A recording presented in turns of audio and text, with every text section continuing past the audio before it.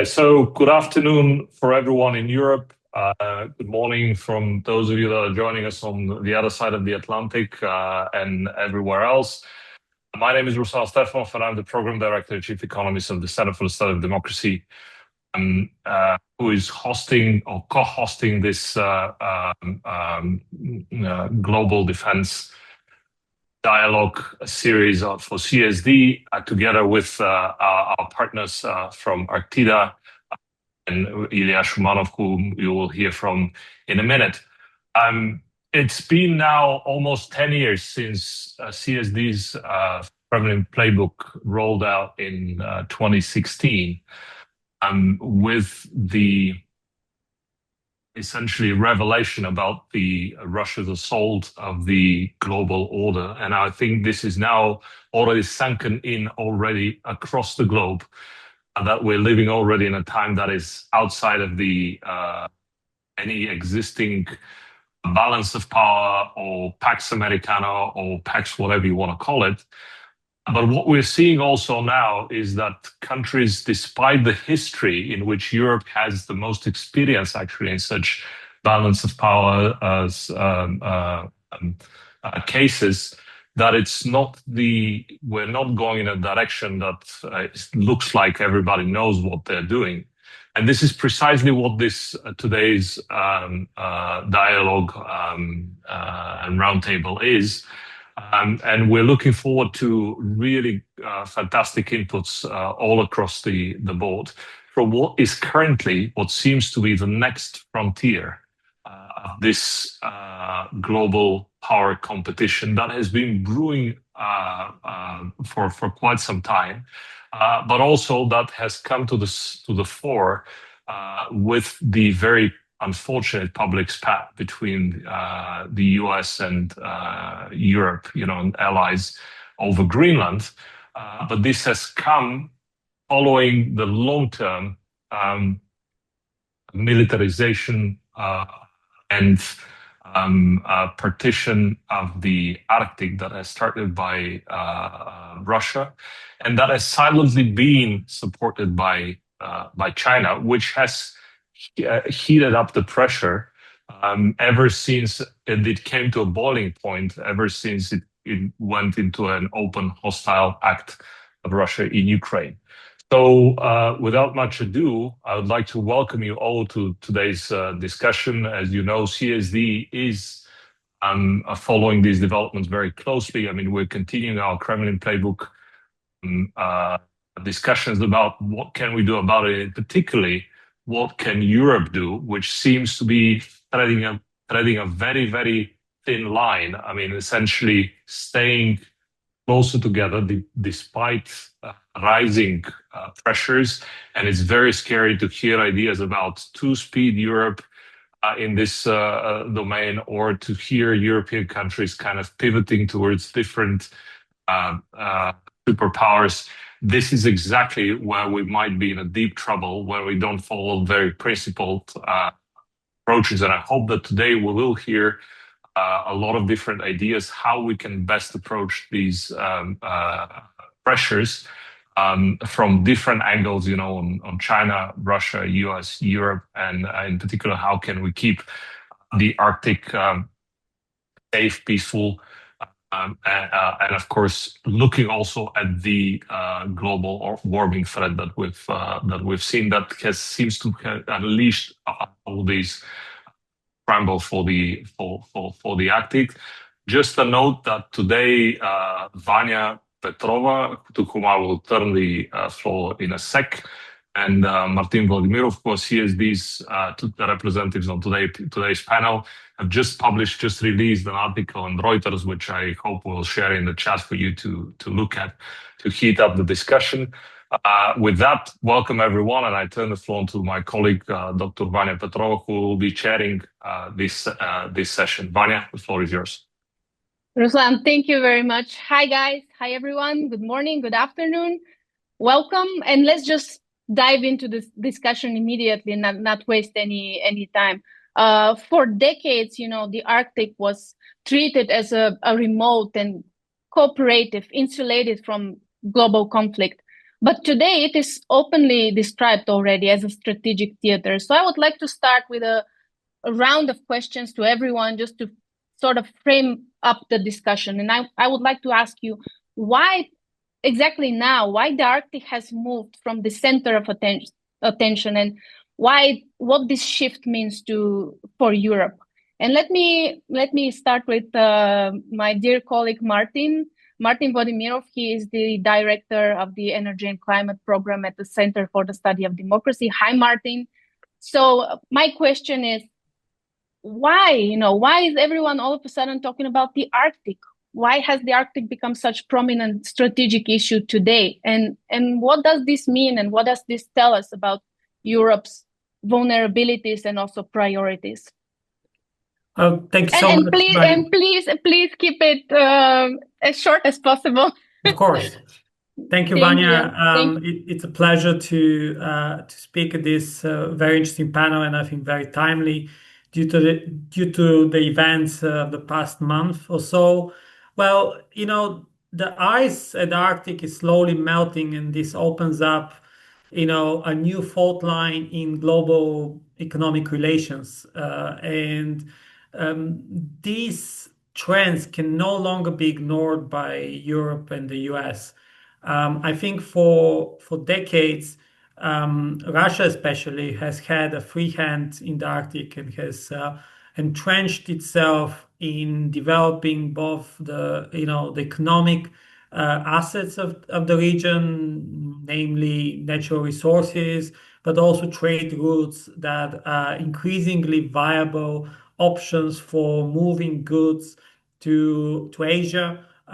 Cutting trade time, so freight time, I would say, by 50%. So these significant changes in the way we treat the Arctic have kind of opened the scramble for the region that, in a way, mimics the 19th century great games in Central Asia and Africa between great powers. And it's also going to become a new front for kind of aligning better the strategic priorities of NATO countries. And it's very unfortunate that within the NATO alliance there has been less kind of understanding and common vision of how to treat the Arctic.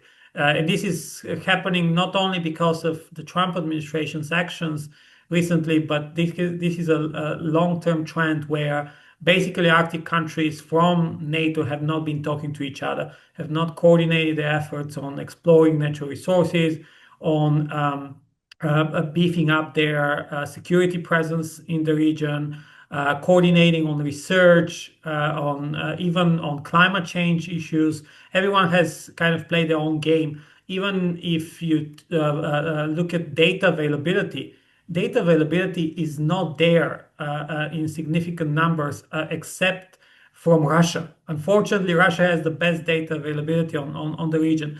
And so I think the West needs to boost significantly its presence there, both from a political will point of view, but also directly in terms of economic investment and security cooperation, starting with an actual coherent national or like international actually security strategy for the region, which is not there yet. Thank you, and I would love to delve deeper into the Kremlin playbook for the Arctic later on.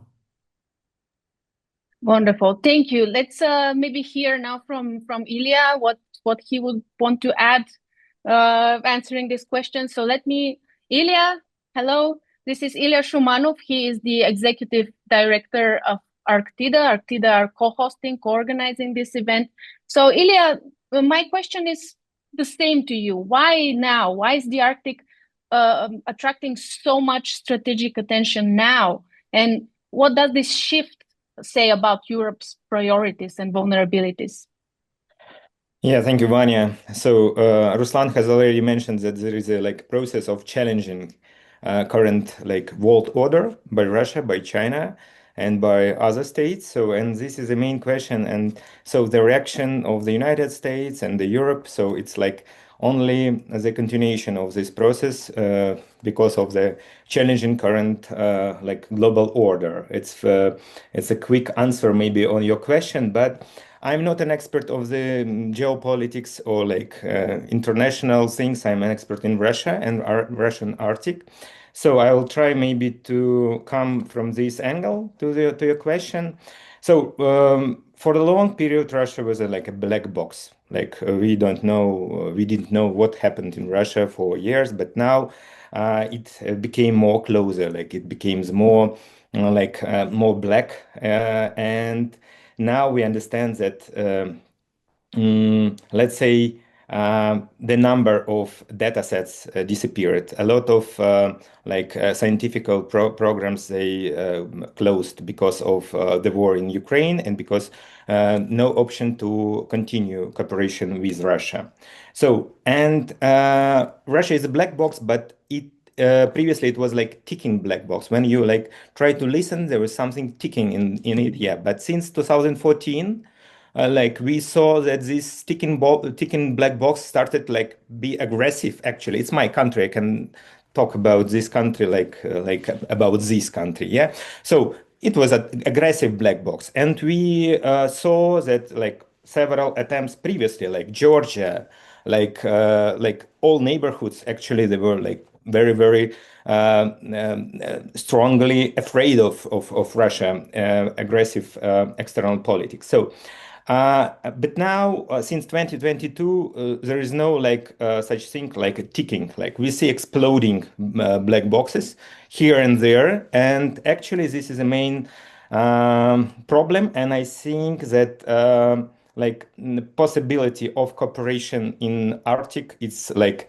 less possible because of current Russian situation, because Russia like occupied actually 53% of the like coastline of the Arctic, yeah, and it's quite a lot of the territory and the distance.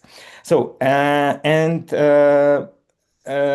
I think we have to like to speak about like this black box not as like we used to, but trying to reveal and to destroy stereotypes about this, especially those stereotypes who which have never existed actually. So some of these stereotypes are very like strong, and I saw that repeatedness of these stereotypes quite. Massive, even in a big like op-eds or like researches. I saw the like widespreading some of the narratives like about efficiency of the North Sea route, for example. From year to year, people say yes, Russia will soon like shift all trade flows to North Sea routes, and China will like help with this. But at the end of the like day, we are seeing that it's not like that actually, and there will be no such thing like in the 10 years. For sure, yeah. But because of the small amounts of the trade routes. So and when I see some or listen some stories about the cross polar route between like United States and Russia, and like it's a global trade routes. So I'm very surprised because I have like figures on my like in my laptop, and I can like compare it with like Panama, like Suez, yeah, and it's not comparable for now. So regarding to the critical minerals and the rare elements, so it's also like the stereotype that Russia will like start and make this deal with the United States.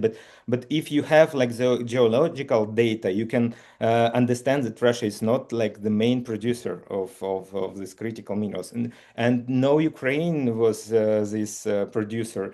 Like there is a different setup in this in this market. So and I think that this stereotypes should be revealed and should be like disclosed. And it's very dangerous when we trying to like to continuously repeat them without data. So my organization Arctida, we actually do this data research, and some of the interesting finding you can like find on our website. For example, it's not very obvious that since the start of the war, of the full-scale invasion in Ukraine, we found out that the main hub of Russian diamonds that actually produced in Arctic became Armenia.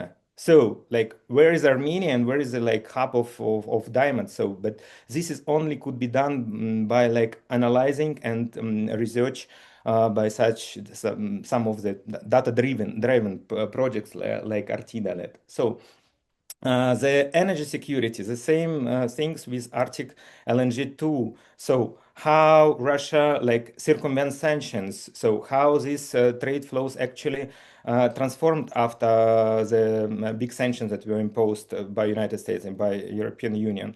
It's also like continuation repeating that sanctions are efficient because you couldn't say anything else. So it's also like the bad way to to maybe motivate people because usually you can go to the to any news media and read about this circumvention and how like Russian oligarchs still able to continue and even raise their capitals and raise their wealth because of this circumvention of the sanction. So and my point regarding to your question about Arctic is that Arctic plays actually the crucial role for Russia now, and this is a flag that Vladimir Putin raised, and there is a I will call it like not a rally around the flag because it's a like politological term, but a rally around like Russian Arctic starts, and there are a lot of nations now trying to gather around this flag, and I think we will continue this discussion like in the next session, maybe next round of the. Yes, perfect. Let's maybe hear from the other two speakers, and then we'll jump to. But interesting metaphor about the exploding black boxes. That was interesting. Let me Erdem. Hi. Let me first now present you. This is Erdem Lamajapov. He is a research fellow at the Fridtjof Nansen Institute, and he is also working for the University of Oslo. So, hi, Erdem, and my question basically is the same to you. Why now Arctic? What explains this sudden rise in interest of the Arctic, and why is it now on your strategic agenda? What does it mean for the continent's vulnerabilities, priorities? How did we end up here, and what's ahead of us? And Yeah, please be short so that we can move on. Okay, I will be very brief. Thank you, Perfect. Vanya. Thank you. Yes. So perhaps it helps to start a little bit earlier. So when we think about now, what kind of time period are we thinking about? And I think a good point of departure for talking about the Arctic as sort of this hotspot for all of the great powers is 2007, when Russia sent this Arctica 2007 expedition to the North Pole, and as a result of which Mir planted a small titanium flag on the bottom of the North Pole. Whether it was a geopolitical signal is another question. The expedition was funded partly by Swedish taxpayers, but that created a lot of attention around the Arctic, and around the same time also the United States Geological Survey released a report with sensational numbers about how much of oil reserves were in the Arctic. And ever since then, the Arctic became a top priority in a lot of great powers thinking. And of course, when we think about great powers, the second great power in the world is China right now, the rising great power. And China's interest in the Arctic is structurally overdetermined. What I mean by this is that China doesn't need any particular reason to be interested in the Arctic region because it's already a great power. So it will maintain strategic interests in all of the regions of the earth that are strategically important.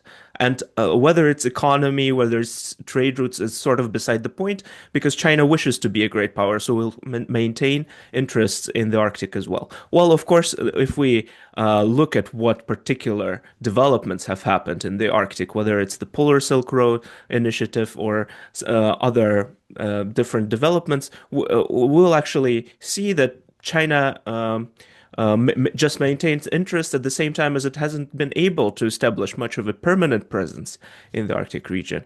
There was a report recently published at the Harvard Kennedy School, where Vanya was at, by Gudbjørg Rikke Haugsdotter and Anders Edström, that has shown that Chinese investments, most of them have not materialized.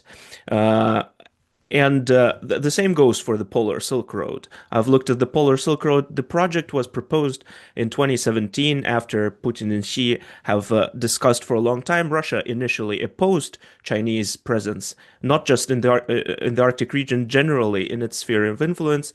And as a result of a long series of discussions where Russia has pushed its own Eurasian project, which competed with China's Belt and Road Initiative, but at the same time wished for Chinese investment in the along the Northern Sea route.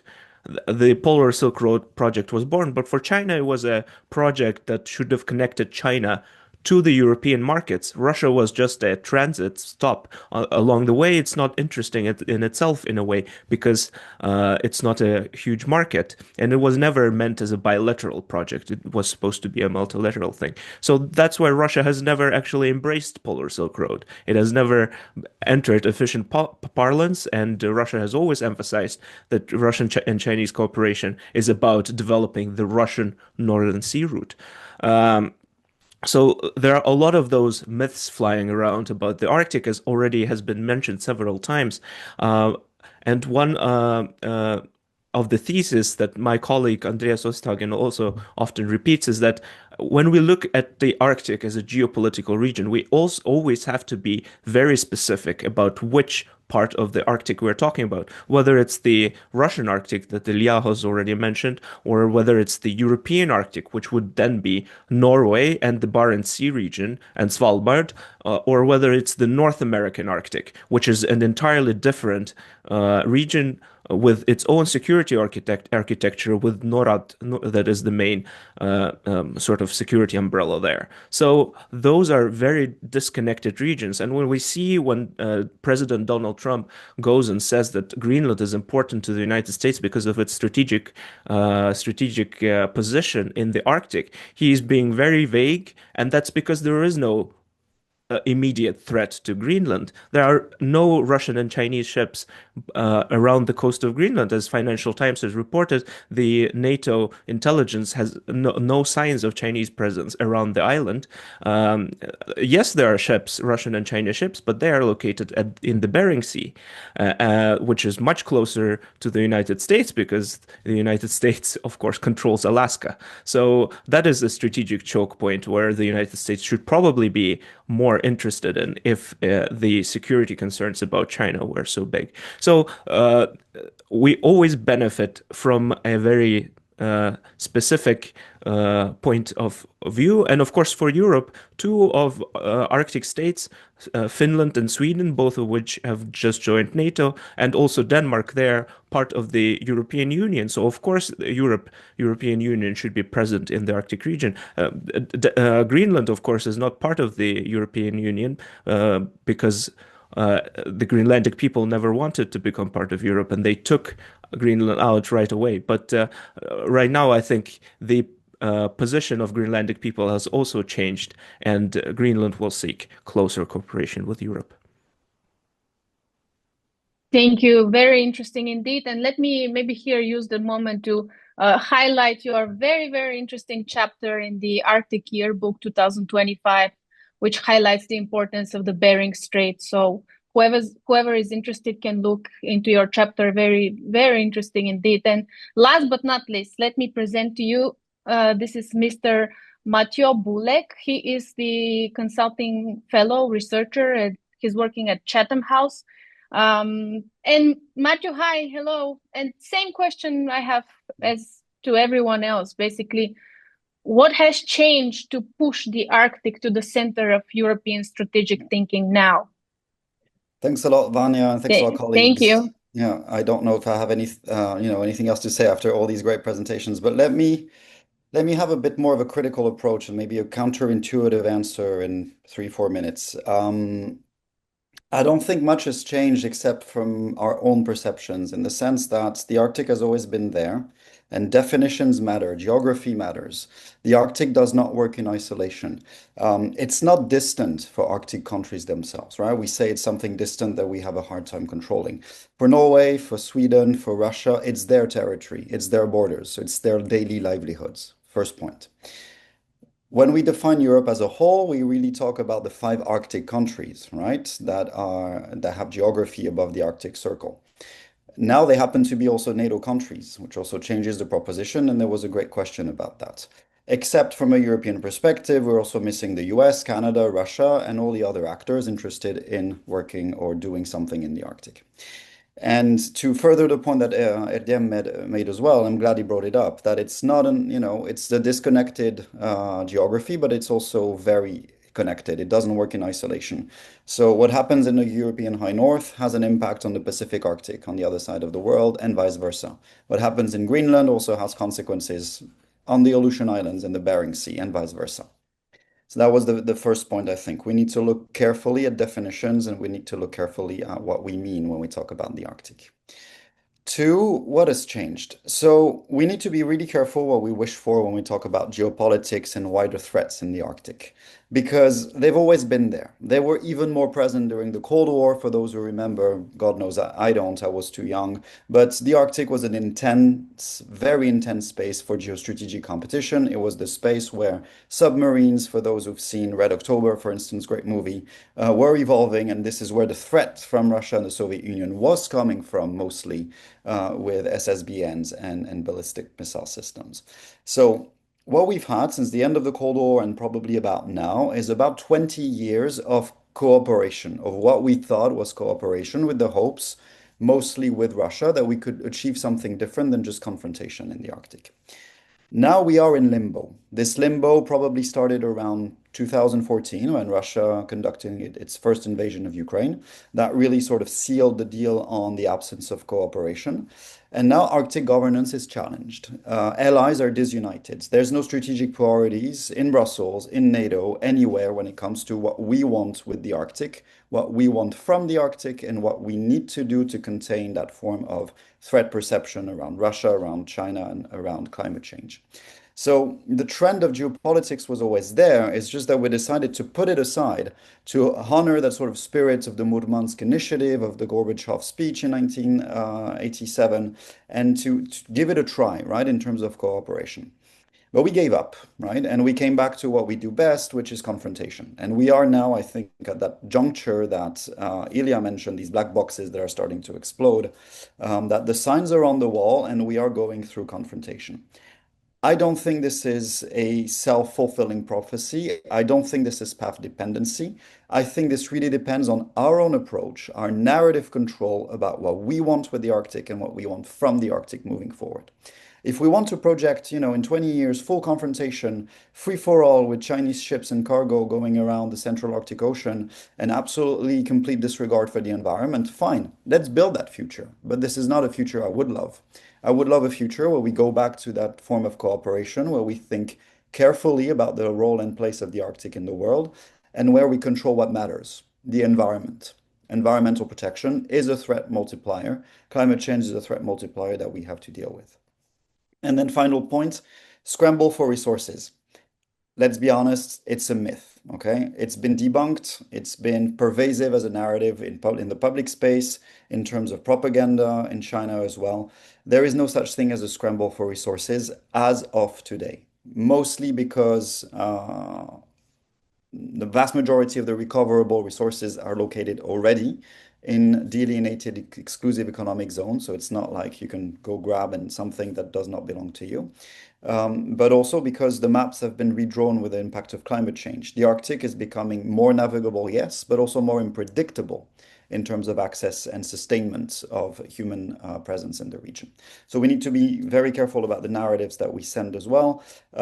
Where there would be a scramble in the future is around China, about the future role and place of China as indeed an actor that is very present and wants more in terms of resources, from access to the Central Arctic Ocean for transit and cargo, for fish, for fishing stocks and fish proteins, and potentially in the future for access to critical minerals and so on if we find something that is easily recoverable at current market price. But that's another question. So I'll stop there and I look forward to the discussion. Thank you. Gentlemen, I know we're just barely scratching the surface, and unfortunately, we're already halfway through. Taken together, I think the different perspectives that you give us show that the Arctic is so, as a topic, is so multidimensional and so multifaceted, and it just presents a compound risk environment. And I think, that the question for Europe is no longer whether to engage, but how to engage and how to prioritize stepping forward. So let me now turn to some more concrete, tailored questions to all of you, because I know that every one of you has their own research area. So let's maybe again we will scratch the surface, but at least let's focus a little bit. To make it more fair, I will reverse the order now. So, Matteo, I will start with you now. I know that you are focusing on institutions, on NATO, also on China-Russia cooperation and its influence on the Arctic. But let me maybe have a more like NATO-focused question for you. As the Arctic is becoming more and more militarized, what should Europe try to prioritize first in order to deter conflict and avoid some miscalculation in the high north? Thank you. Great question. Thank you, Vanya. So counterintuitively as well, I would say that the Arctic is actually less militarized now than it was during the Cold War. It's just that we have a tendency to understand, once again, that threat perception as something extremely pervasive and as something that is whole-encompassing in the region for all the right and the wrong reasons. The right reasons is that, yes, there is indeed more insecurity in the region. There is indeed much more aggressive Russia that wants to sort of bunkerize or turn its territory in the Arctic across the Arctic zone of the Russian Federation as a form of fortress, and that is trying to push away that tension towards the North Atlantic, towards the North Pacific, towards NATO approaches and North American approaches to create a form of buffer or a form of defense in depth, what we call it militarily, which puts more pressure on us. So we have to respond in a way. And the way we've chosen to respond is to also increase our military capabilities and to adapt our military capabilities to the nature of the threat. So we've been very active at NATO level, at the level of the alliance, and at the level of the individual countries in the Arctic 7, or now we call the NATO 7, basically, in terms of more presence, rapid response, but also sustainment of military operation. Because it's great to send people in the Arctic, but if you can't keep them there because it's too cold or too complex to operate, then it's all for nothing. All for nothing. So we've been investing time and capabilities also in terms of the technology behind access to the Arctic, because once again, humans are great, but we also need the technologies to support and sustain them. So there were some massive investment in terms of maritime domain awareness, in terms of drones as well, the link as well with artificial intelligence and new technologies, which started in a way in the Baltic Sea with Baltic X and Baltic Sentry, but is now moving up to the Arctic in terms of capabilities. So we are learning by doing collectively. We have already learned by doing at the level of the Arctic 7 nations, but there's also this sort of dissemination of knowledge across these different countries to create a sort of whole-encompassing blob, for lack of a better word, that might turn into NATO policy at some point, that might turn into a form of NATO doctrine or strategic concept around the Arctic. We still don't know yet exactly what it's going to look like. As I typed as an answer to one of the questions, that we also need to be very careful about the balance of NATO in the region.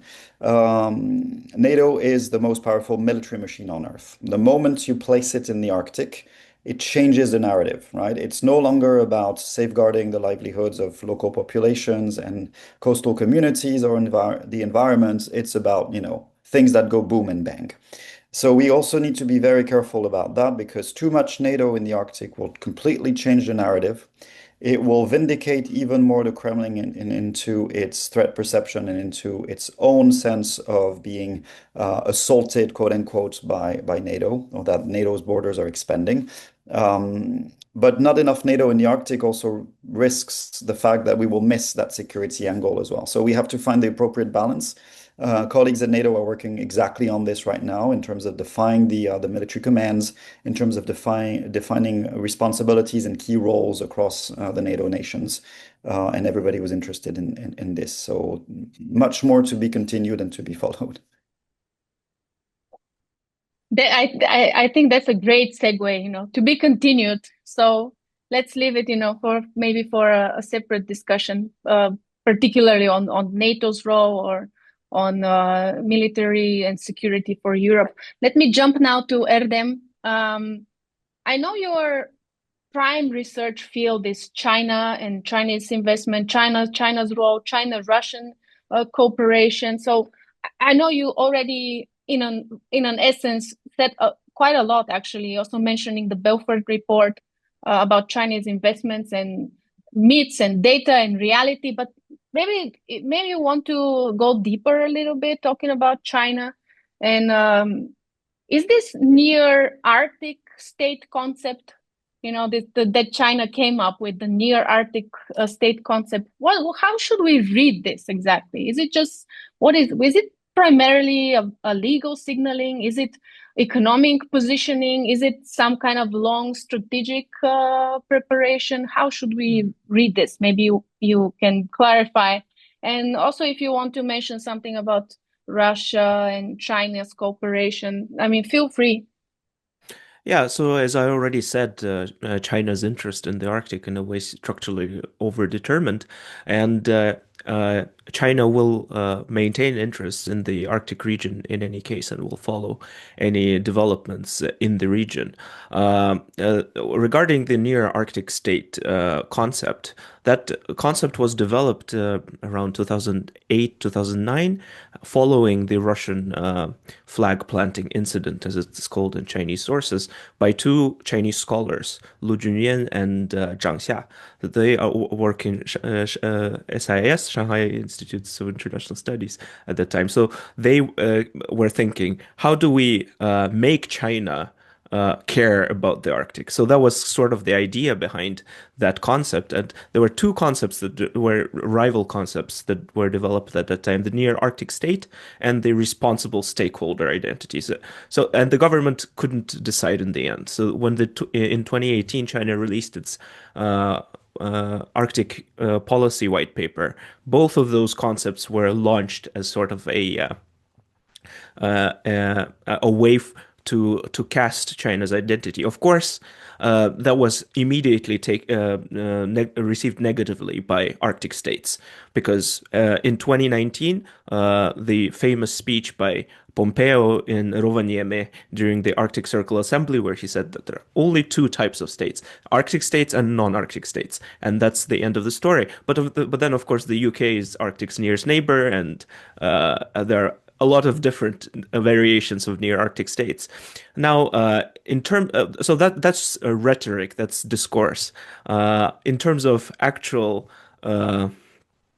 things that are happening in the ground, as I've said already, China did really want to establish a research presence in the Arctic, and they did it. They found the Svalbard, which China is a signatory of through the Svalbard Treaty, so they could rent a small barrack building, old mining building in the town called Ny-Ålesund, and they have established a research station there. China wanted to establish presence. That's why it became interested. And what enabled China was, of course, the international law, because under the United Nations Convention on the Law of the Sea, the part of the high seas any country can traverse. Of course, there's the Article 234, which complicates the issues in the Arctic region. But in principle, all legitimate stakeholders have interest in the Arctic, and they can participate in Arctic governance. That's why, sort of under the radar for everybody else, despite the war in Ukraine, the second phase, the Russian invasion,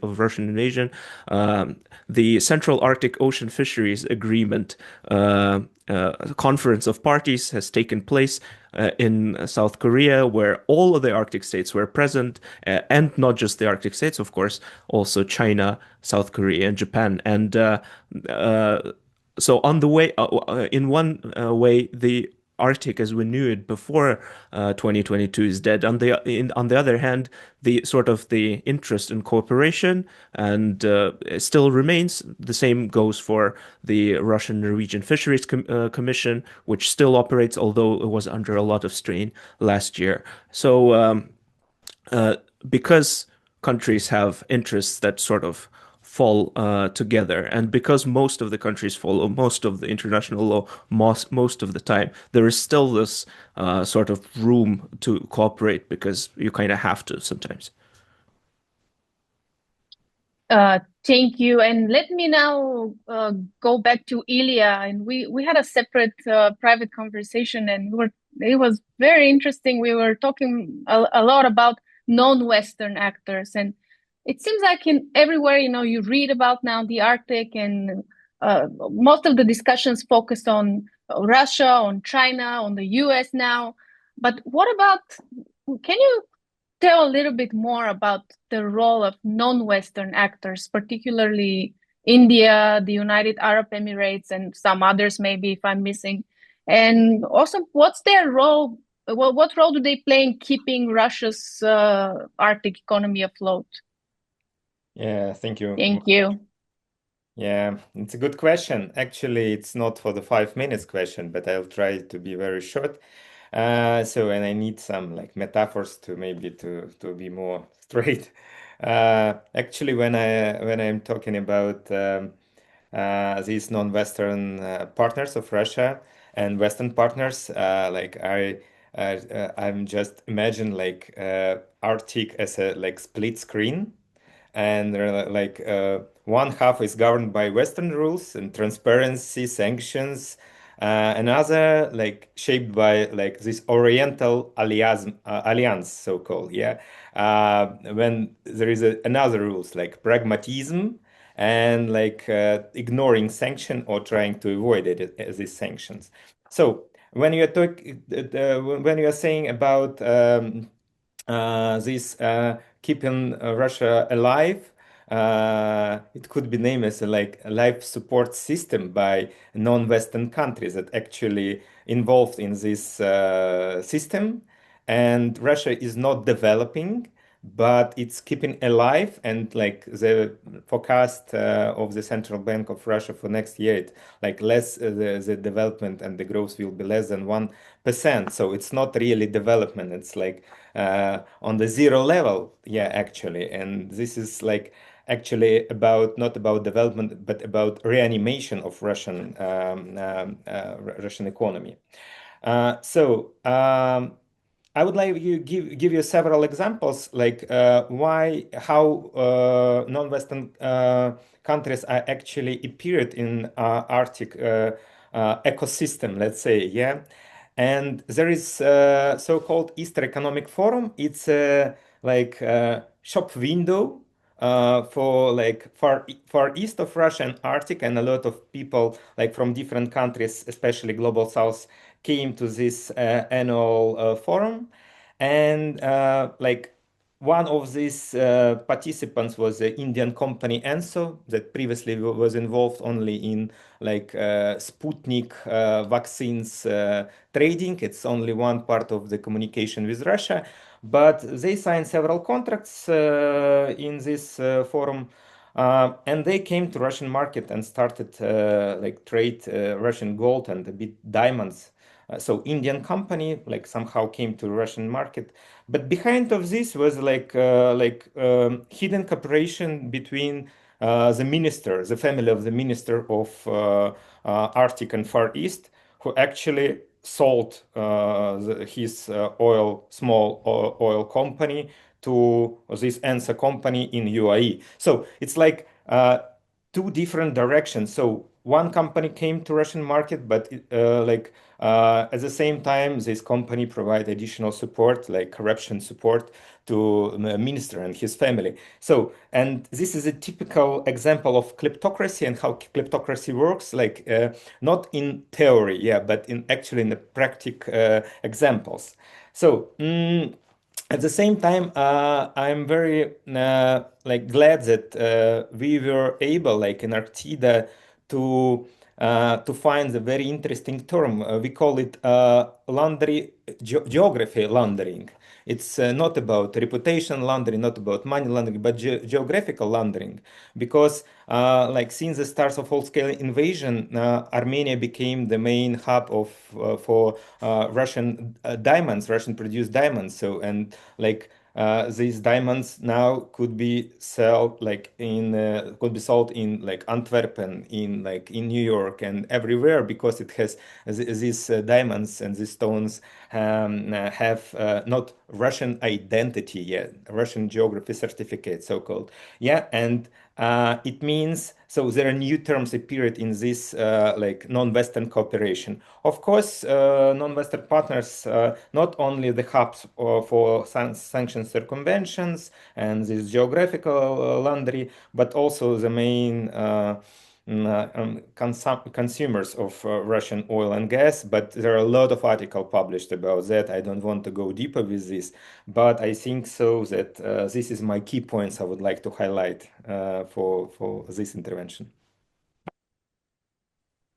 And now going full circle, going back to Martin. Martin, you are an expert on energy and also illicit finance and the sanctions evasion. So my last question to you then is about sanctions evasion. And does sanctions evasion turn the Arctic from an opportunity into a vulnerability for Europe's particularly energy and critical raw materials strategy? Thank you.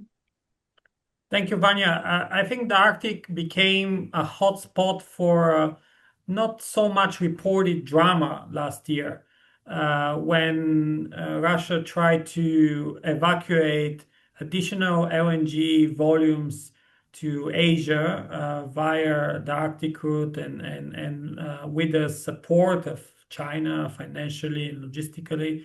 And Western sanctions officials were basically chasing LNG tankers in the Arctic, trying to stop the process of basically exporting new volumes from the Arctic LNG 2 facility that is developed by the Russian private company Novatek in partnership with China, France, and Japan.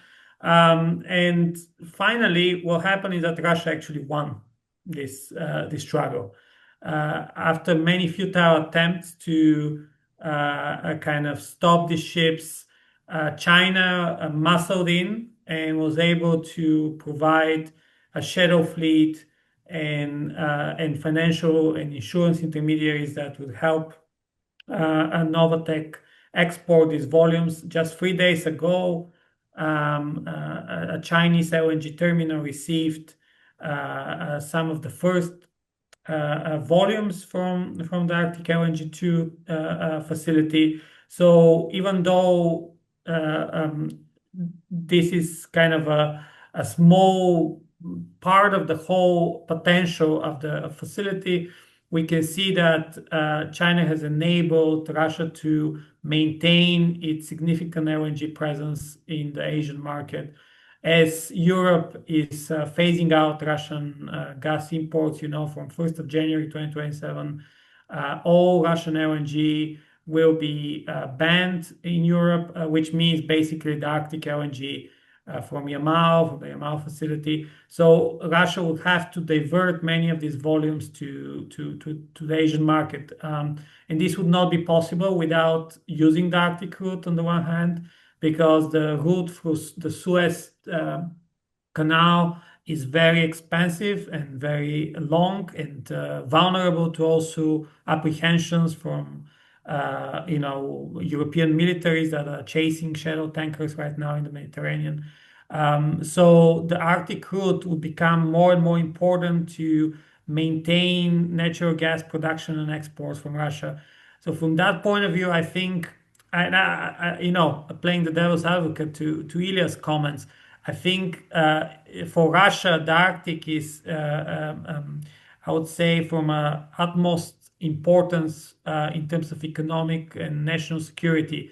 And I think the Kremlin will devote a lot of political, financial, military resources to maintain its footprint there and actually expand it in the future. And I think China has played a key role in backing this attempt.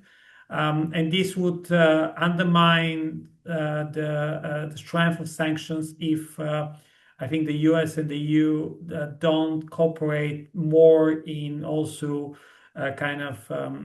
imposing secondary sanctions on banks and different traders and shippers that have been helping these kind of operations. But we don't see that so successfully right now. So there is a lot of room for cooperation and for increase in the in this section. Moving to kind of the broader implications of the Arctic for Europe's energy and economic security, I think Finland and Sweden will play a key role in nearshoring the production of critical metals and minerals. Sweden might be able to deliver roughly 18% of the rare earth elements that Europe needs for its manufacturing. And Finland contains huge reserves of lithium that can be also exported to the common market. And so we don't have too much focus on this right now. And I agree with Mathieu and Ilya that many of the resources are hard to get and it will be very expensive to develop these reserves. But increasingly, the price of economic security and kind of friendshoring critical areas of the economy is becoming a priority, and any price would be a good price in a way. The US would play also a key role in this element as well.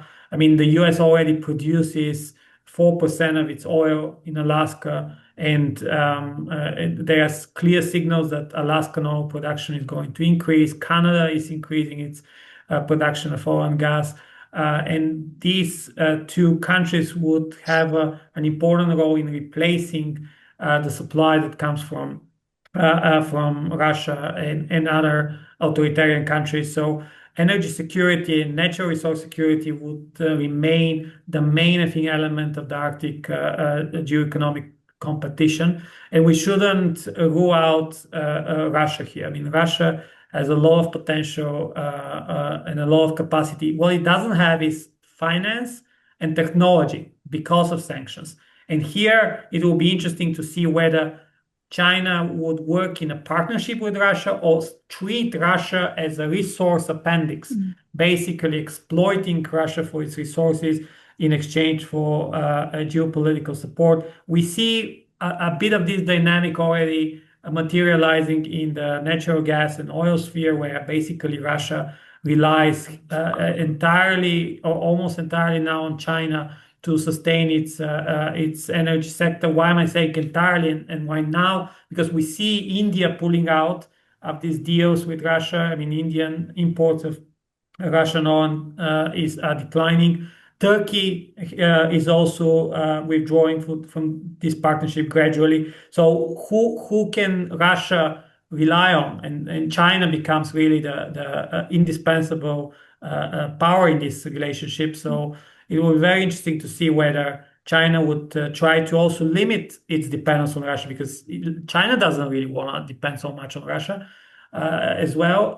But I think in this current geopolitical environment, both countries are kind of cornered and they don't have much of a choice. So we see a natural progression in this deepening of the relationship. And the Arctic, in a way, would be one of these key pillars of this strategic relationship. Thank you, Martin. We aim to finish at 5 sharp, and I know that Matteo has to go after that very fast. So maybe this could be a question to you. We got a question from Ambassador Emil Yalnazu. So if you can please just answer this question, and maybe we just call it a day after that. So the question is, how do we assess the argument that one of the main reasons that exactly now President Trump wants to control Greenland is to protect the US from a newly emerging strategic missile threat from Russia and China, meaning that the time to respond from the United States territory will be extremely short. So, how would you answer this? My answer is And that I thank you don't also want to to be every quoted or appearing to quote anything regarding Greenland, so I will dodge the question. Thank you very much. Or maybe someone else would want to take that question or comment.